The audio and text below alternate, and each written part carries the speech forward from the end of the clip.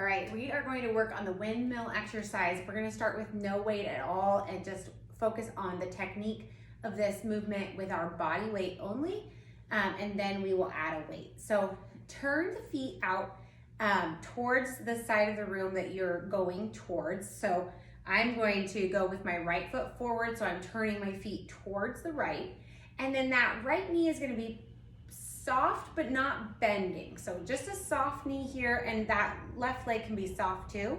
And then you're going straight up overhead with that opposite arm. So left arm goes all the way up to the ceiling, and then the bottom hand mirrors that with the palm facing forward. So both palms facing forward, gaze goes up to that top hand, and you're gonna watch that top hand as you slowly lower down, letting that hip, that back hip, slide back behind you. And then you're lowering this front hand down towards that front heel, watching that top hand. And then here you're gonna contract the glutes, drawing the hips back up underneath you and drawing you up tall. So let me show you again. My front knee is soft. I'm sliding my right hand down towards my right heel, looking up at my left fingertips, my hips slides back, and then I'm squeezing my glutes and my obliques to draw myself upright. All right, so here's another repetition here. I'm only going down as far as I can while keeping my torso in a nice straight line. So I'm nice and straight from my shoulders to my hips.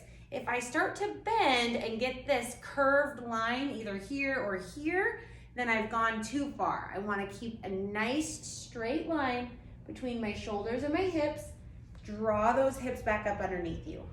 All right, so that is what the windmill looks like with no weight at all. So if you're doing body weight windmill, you can stop there. If you are going to add a weight, the first progression is to add a weight at the bottom, on the bottom hand. So I'm gonna switch sides and show you what it looks like to add weight. So again, so now I'm going left leg forward. So I'm going to turn my feet to the left side of the room. That left palm is forward. Right hand now is high. And I'm looking up at that right hand, and I'm lowering that bottom hand down, staying in a nice straight line, sending my hips back right there, and then engage the glutes to draw myself up. All right, so here's the next variation. That's a low hold windmill. All right, and then to progress that further, then you would take that weight high, and now it's a high hold windmill.